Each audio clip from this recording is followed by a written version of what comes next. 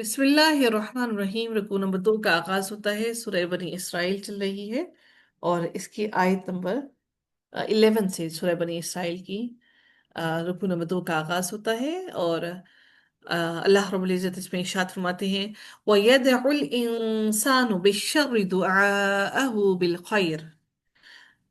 और इंसान शर के लिए भी वैसे ही दुआ करता है जैसे उसकी भलाई की दुआ होती है। और इंसान हमेशा से ही बहुत बड़ा, बहुत ज्यादा जल्दबाज है। अच्छा, इसमें क्या बात अल्लाह ताला ने फरमा दी कि इंसान अपनी जहालत की बिना पर अपनी दुआओं के लिए उसकी कबूलियत की जल्दबाजी करता है। अल्लाह ताला ने यहाँ पर इंसान की जहालत का तस्करा किया कि इंसान के अंदर हौसले की कमी है। इस वजह से वो अपनी हलाकत के लिए बद्दुआएं करता है। अल्लाह ताला फरमाते हैं कि जब इंसान के अंदर, इंसान पर अल्लाह की जब कोई आजमाइश आ जाती है तो इंसान अपनी मौत की दुआएं मांगना शुरू कर देता है और बद्दुआएं करता है अपने आप के लिए। इंसान अपने मामलात के अंजाम से बेखबर होता है। बाज औकात वो किसी काम को अच्छा समझ कर करता है और उसका नतीजा जब खराब निकलता है, इंसान उसको कर गुजरने में जल्दी करता है। बाज औकात वो किसी काम को शर समझता है और वो उसके हक में खैर होती है। और इंसान जल्दबाज है, इसलिए वो खैर की तरह शर मांगने में भी जल्दी करता है। इंसान गुस्से की हालत में अपने माल और औलाद के लिए भी बद्दुआएं कर बैठता है। और अल्लाह ताला अपनी रहमत से बद्दुआएं कबूल नहीं फरमाता। अल्लाह रब्बुल इज़्ज़त फरमाते हैं सूरह यूनुस के अंदर कि और अगर अल्लाह ताला लोगों को बहुत जल्दी भलाई देने की तरह उनको बुराई जल्दी दे तो यकीनन उनकी मुद्दत उनकी तरफ पूरी कर दी जाए। वकान अल इंसान वाजूला। और इंसान हमेशा से ही बहुत बड़ा, बहुत जल्दबाज है, उजलत पसंद है, जल्दबाजी करने वाला है। नबी करीम सल्लल्लाहु अलैहि वसल्लम से इरशाद फरमाते हैं कि बंदे की हमेशा उस वक्त तक खैर और भलाई होती है जब तक वो जल्दबाजी नहीं करता। सहाबा ने अर्ज किया, या रसूलल्लाह, बंदा जल्दबाजी किस तरह करता है? आप सल्लल्लाहु अलैहि वसल्लम ने फरमाया, वो यूं कहता है, मैंने रब से बहुत दुआएं मांगी लेकिन मेरी दुआ उसने कबूल नहीं की। और रसूलुल्लाह सल्लल्लाहु अलैहि वसल्लम ने फरमाया कि अपनी जानों, अपनी औलाद और अपने मालों के लिए बद्दुआ ना करो। ऐसा ना हो कि ये बद्दुआ उस साथ निकले, कि जब उस घड़ी, उस वक्त निकले जब अल्लाह ताला से कुछ मांगा जाता है और वो कबूल कर लेता है, तो तुम्हारी बद्दुआ भी कबूल हो जाए और वो आफत तुम पर आ जाए। हम कभी ये नहीं सोचते कि बद्दुआ कबूल क्यों नहीं हुई, बल्कि हम दुआओं की कबूलियत के मुंतजिर हैं कि दुआ कबूल क्यों नहीं हुई। अल्लाह ताला फिर फरमाते हैं, वजअलना अल-लैला वन-नहारा आयतैनी फमहौना आयतल लैली वजअलना आयतन नहारी मुबसिरतन लितबतगू फضला मिन रब्बिकुम। और हमने रात और दिन को दो निशानियां बनाया। आतईनी तस्निया का सीगा है। अल्लाह ताला की कुदरत की अजीम निशानियों में से एक ये भी है कि उसने दिन और रात अलग अलग बनाए। यानी ये दिन रात अल्लाह ताला की कुदरत कामिला और बे बेपनाह रहमत पर दलालत करते हैं कि अल्लाह ताला ने ये तमाम चीजें बनाई और वही है अल्लाह जो इबादत के लायक है। रब्बुल इज़्ज़त ने फरमाया, और वही है जिसने दिन रात और दिन को एक दूसरे के पीछे आने वाला बनाया, हर उस शख्स के लिए जो चाहे कि नसीहत हासिल करे या शुक्रगुजार बनना चाहे। मखलूक के लिए दिन रात दुनिया की मसलहतों के लिए दो दलीलें हैं। दिन और रात के अंदर ये दलीलें हैं। अल्लाह ताला फरमाते हैं कि फिर हमने रात की निशानी को बेनूर कर दिया। फमाहौना आयत लैली। यानी हमने रात की निशानी को तारीक कर दिया, अंधेरा कर दिया, ताकि लोग इसमें सुकून हासिल करें। वजालना आयत नहारी मुबसिरा। और दिन की निशानी को रोशन बनाया। यानी अल्लाह ताला ने दिन को रोशनी अता की ताकि तुम अपने रब के का फजल तलाश कर सको। ये तब तगु फदलम मिन रब्बिकुम। अल्लाह ताला के एहसानात, अल्लाह ताला ने ये अपनी दो निशानियां जाहिर करते हुए तुम्हारे पर अपने एहसानात को जिक्र किया ताकि तुम मजदूरी करो और तुम सफर करो और अल्लाह ताला का फजल तलाश करो। वली तअलमु अदद सिनीना वल हिसाब। और ताकि तुम बरसों की तादाद और हिसाब मालूम कर सको। और तुम रात और दिन के आने जाने में दिनों, महीनों, हफ्तों और सालों की तादाद मालूम कर सको, वक्त के हिसाब किताब कर सको। अल्लाह ताला फरमाते हैं कि सूरह यूनुस के अंदर वही जात है जिसने सूरज को روشن اور چاند کو نور بنایا اور اس کی منزلیں مقرر کر دی ہیں تاکہ تم برسوں کا شمار اور حساب معلوم کرو۔ اللہ تعالیٰ نے یہ سب کچھ بے مقصد پیدا نہیں کیا، نہیں بنایا۔ وہ ان لوگوں کے لیے نشانیاں کھول کر بیان کرتا ہے جو علم رکھتے ہیں۔ رات کو اللہ تعالیٰ نے بے نور کر دیا تاکہ اس میں تم سکون حاصل کرو اور دن کی تھکاوٹ دور کی جا سکے۔ دن کو اللہ تعالیٰ نے روشن کر دیا تاکہ انسان اپنی روزی حاصل کرنے کی کوشش کر سکے۔ رات اور دن سے ہفتوں، دنوں، مہینوں اور سالوں کا حساب کر کتاب ممکن ہوتا ہے۔ رات اور دن کا نظام یہ بتاتا ہے کہ پہلے تاریکی ہو اور بعد میں روشنی آئے۔ رات اور دن کا نظام یہ بھی بتاتا ہے کہ آرام اور کام کے اعتبار سے اوقات کی تقسیم ضروری ہے۔ اللہ تعالیٰ نے یہ تمام چیزیں انسان کے لیے کھول کھول کر بیان کی۔ اللہ تعالیٰ فرماتے ہیں وَكُلَّ شَيْءٍ فَصَّلْنَاهُ تَفْصِيلًا، کھول کھول کر خوب تفصیل سے بیان کی تاکہ تم ان سے غور و فکر کرو اور باطل اور حق تمہارے سامنے کھول کر آ جائے تاکہ تم اللہ تعالیٰ پر مکمل یقین کر لو۔ اللہ رب العزت مزید فرماتے ہیں وَكُلَّ إِنسَانٍ أَلْزَمْنَاهُ طَائِرَهُ فِي أُنُقِهِ وَنُخْرِجُ لَهُ يَوْمَ الْقِيَامَةِ كِتَابًا يَلْقَاهُ مَنْشُورًا، اور ہر انسان کا نصیب ہم نے اس کی گردن میں لازم کر دیا۔ اللہ رب العزت نے اپنے کمال درجے کی عدل کی خبر دی ہے، اور یہ کہ انسان کے اعمال خواہ اچھے ہوں یا برے اس سے چپک جاتے ہیں، ان کا بدلہ ضرور مل کر رہے گا۔ طائر سے مراد اگر اعمال ہوں تو اس کا مطلب ہے کہ انسان کے اعمال اس کی گردن کا ہار بن جائیں گے، یعنی انسان کے ہر عمل کی اچھی یا بری جزا دی جائے گی اور قیامت کے دن اس کے مطابق فیصلہ کیا جائے گا۔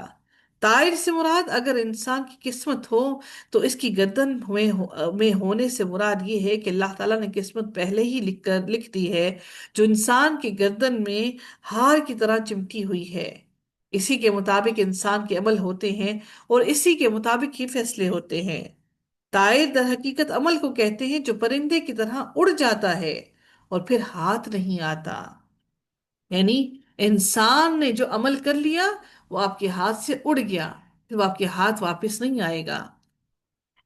اس لیے یہاں پر طائر کا لفظ استعمال کیا گیا۔ وَكُلَّ إِنسَانٍ أَلْزَمْنَاهُ طَائِرَهُ فِي عُنُقِهِ۔ اللہ تعالیٰ سورہ قاف میں فرماتے ہیں اعمال کو لکھوانے کے بارے میں کہ جب کہ وہ دو لینے والے اس کے دائیں اور بائیں بیٹھے ضبط کرتے رہتے ہیں، اس کے ہر ہر عمل کو لکھتے رہتے ہیں، کوئی لفظ وہ نکال نہیں پاتا مگر ایک تیار نگران اس کے پاس ہوتا ہے، اس کو لکھ لینے کے لیے موجود ہوتا ہے۔ رسول اللہ صلی اللہ علیہ وسلم نے فرمایا البتہ ہر انسان کی شامت عمل اس کی گردن میں ہے، یعنی اس کی گردن میں ہر عمل لکھا جا رہا ہے۔ اللہ تعالیٰ اور حسن بصری بھی فرماتے ہیں کہ اے ابن آدم، تیری دائیں بائیں فرشتے بیٹھے ہیں، صحیفے کھلے رکھے ہیں، داہنی جانب والا نیکیاں اور بائیں جانب والا بدیاں لکھ رہا ہے۔ اب تجھے اختیار ہے کہ نیکی کر یا بدی کر، کم کر یا زیادہ کر، تیری موت پر یا یہ دفتر، یہ رجسٹر لپیٹ دیے جائیں گے اور تیری قبر میں تیری گردن میں لٹکا دیے جائیں گے، قیامت کے دن کھلے ہوئے تیرے سامنے پیش کر دیے جائیں گے اور تجھ سے کہا جائے گا اپنا نامہ اعمال خود پڑھ لے اور تو ہی حساب اور انصاف کر لے۔ اللہ کی قسم وہ بڑا ہی عادل ہے جو تیرا معاملہ تیرے ہی سپرد کر رہا ہے۔ اللہ اکبر۔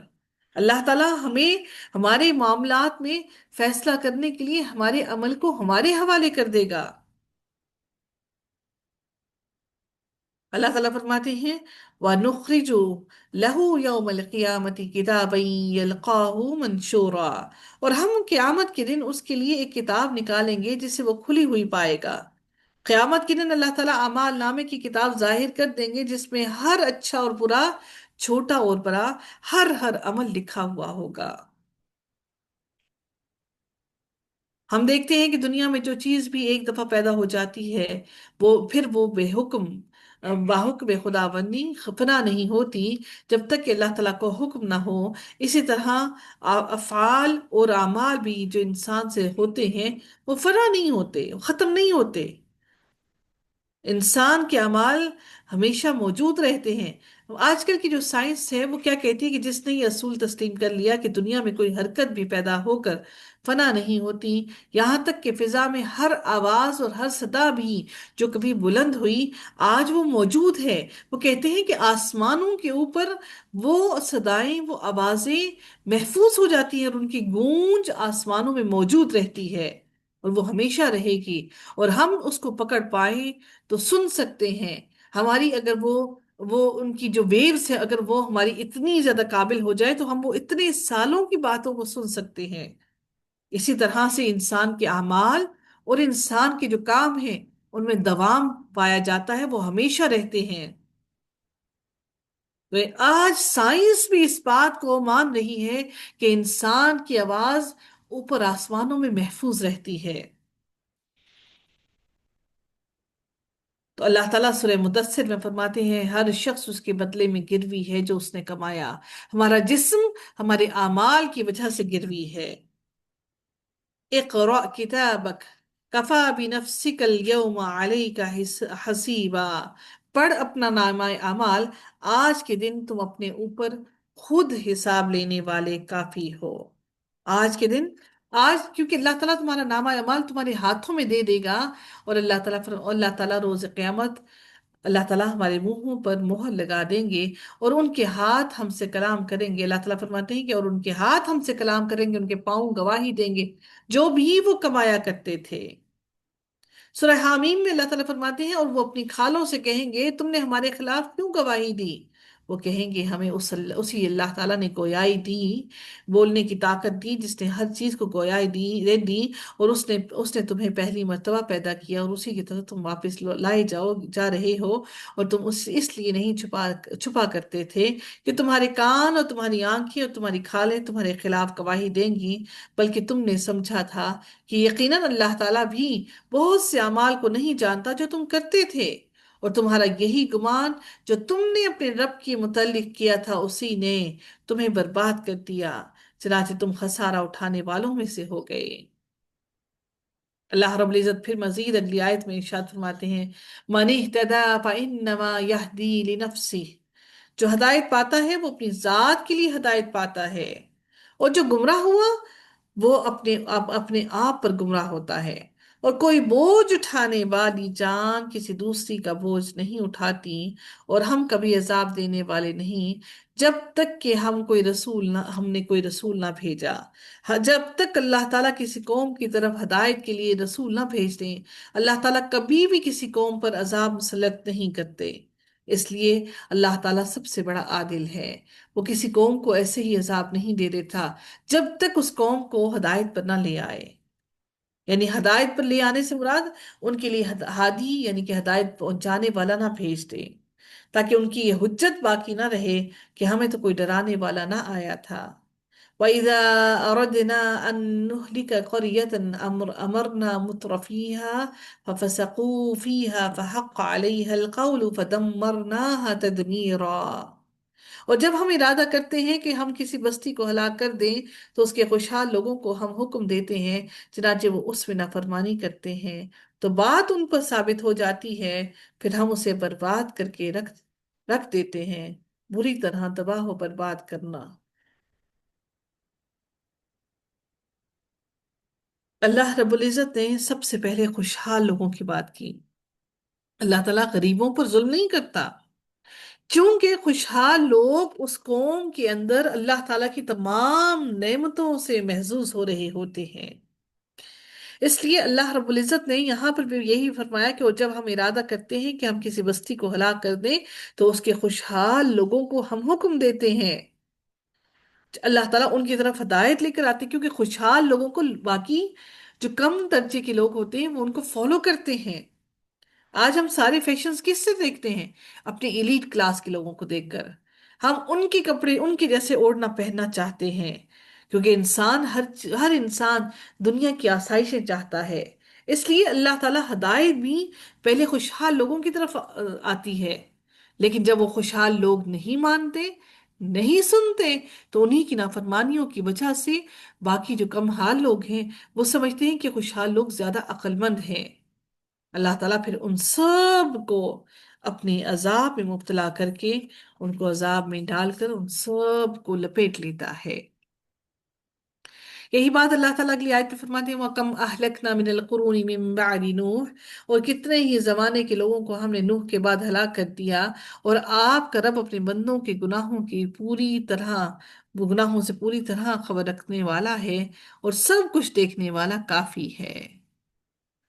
وَكَفَى بِرَبِّكَ بِذُنُوبِ عِبَادِهِ خَبِيرًا، اللہ تعالیٰ ہر چیز کو دیکھنے والا ہے۔ اللہ رب العزت پھر اگلی آیت میں مزید ارشاد فرماتے ہیں،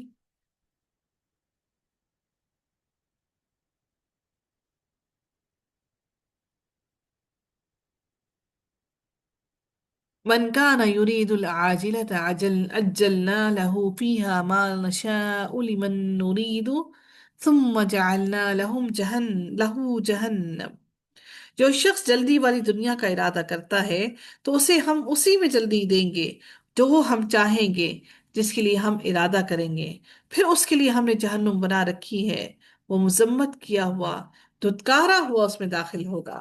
کس میں؟ جہنم کے اندر۔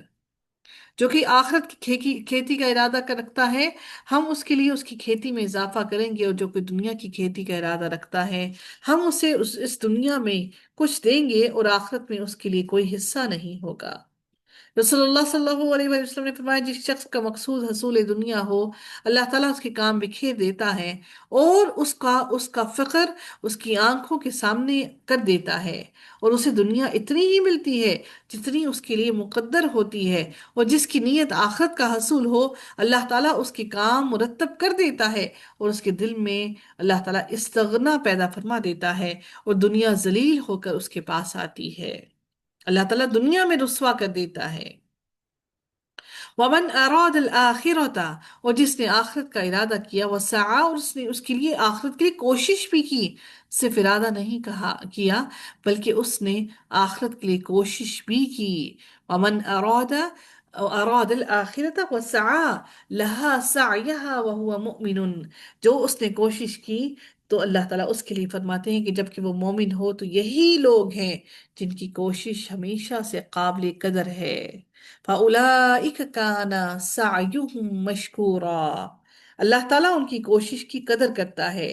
سیدنا عبداللہ بن عمر نے بیان کیا کہ رسول اللہ صلی اللہ علیہ وسلم نے میرا شانہ پکڑ کر فرمایا، دنیا میں اس طرح ہو جا جیسے تو کافر یا جیسے تو مسافر یا راستہ چلنے والا ہو۔ سیدنا عبداللہ بن عمر فرمایا کرتے تھے، شام ہو جائے تو صبح کے منتظر نہ رہو، اپنی صحت کو مرض سے پہلے غنیمت جانو، اور زندگی کو موت سے پہلے غنیمت جانو۔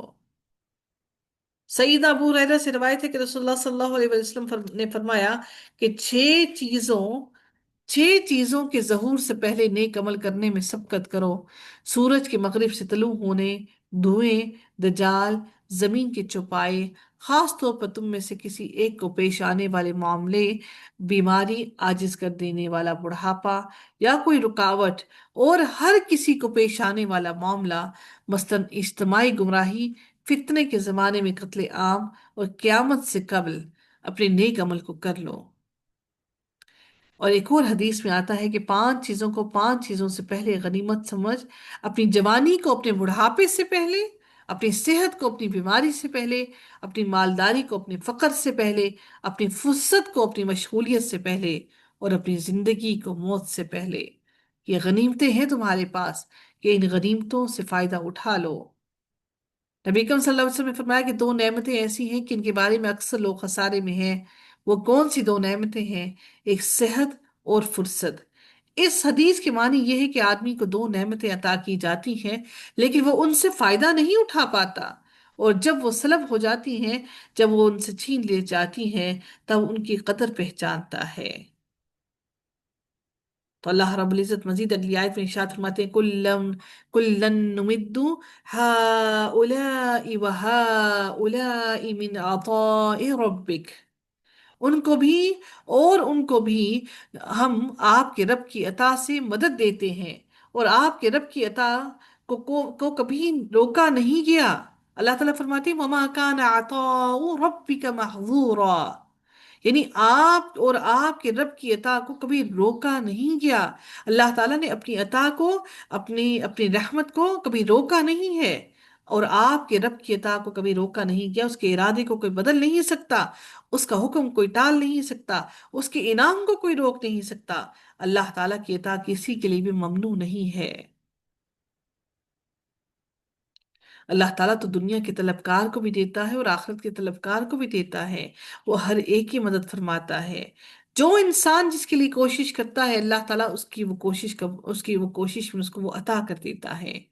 انظر كيف فضلنا بعضهم على بعض وللآخرة أكبر درجات وأكبر تفضيلا، دیکھو کیسے ہم نے ان میں سے بعض کو بعض پر فضیلت دی ہے، اور یقیناً آخر درجات کے اعتبار سے بہت بڑی اور فضیلت کے اعتبار سے بھی بہت بڑی ہے۔ وَلَلْآخِرَةُ أَكْبَرُ دَرَجَاتٍ، درجات میں بڑی ہے، وَأَكْبَرُ تَفْضِيلًا، اور فضیلت کے اعتبار سے بھی بہت بڑی ہے۔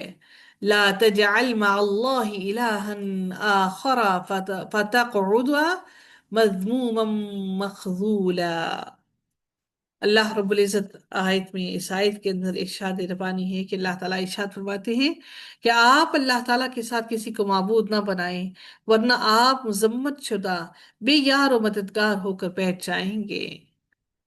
اللہ تعالیٰ نے اب تمام باتوں کے بعد اللہ رب العزت نے یہاں پر ارشاد فرما دیا کہ آپ بھی ان لوگوں کے ساتھ نہ مل جائیے گا۔ اگر آپ نے ایسا کیا تو آپ بھی مذمت شدہ لوگوں میں پیار و مددگار ہو جائیں گے۔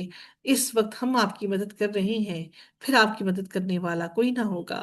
رسول اللہ صلی اللہ علیہ وسلم فرماتے ہیں جسے فاقہ پہنچے اور وہ لوگوں سے اسے بند کروانا چاہے، اس کا فاقہ بند نہ ہوگا، اور جو اللہ تعالیٰ سے اس کے بارے میں دعا کرے، اللہ تعالیٰ اس کے پاس تونگری بھیج دے گا، یا تو جلدی یا دیر سے۔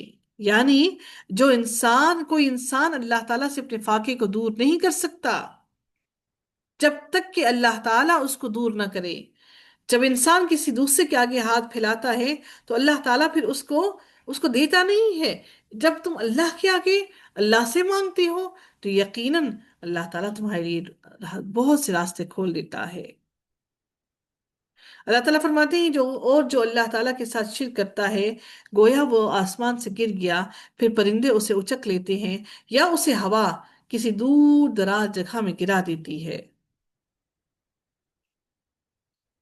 اللہ تعالیٰ نے شرک کرنے والے پر جنت کو حرام کر دیا اور فرمایا کہ کیونکہ جس نے اللہ تعالیٰ کے ساتھ شرک کیا، اس پر اللہ تعالیٰ نے یقیناً جنت حرام کر دی ہے، اور اس کا ٹھکانہ آگ ہے، اور ظالموں کا کوئی بھی مددگار نہیں ہے۔ اللہ تعالیٰ سے دعا ہے کہ رب کائنات ہم سب کو ہدایت عطا فرمائے، اور اللہ تعالیٰ ہم سے راضی ہو جائے، ہماری موت سے قبل اللہ رب العزت ہم سے عمل صالح کروا لے۔ وآخر دعوانا ان الحمد للہ رب العالمین، صلی اللہ تعالی علی خیرہ خلقہ اجمعین، برحمتک یا ارحم الراحمین، سبحانک اللہم و بحمدک، نشہد اللہ الہ الا انت، نستغفرک ونتوب الیک۔ السلام علیکم ورحمۃ اللہ وبرکاتہ۔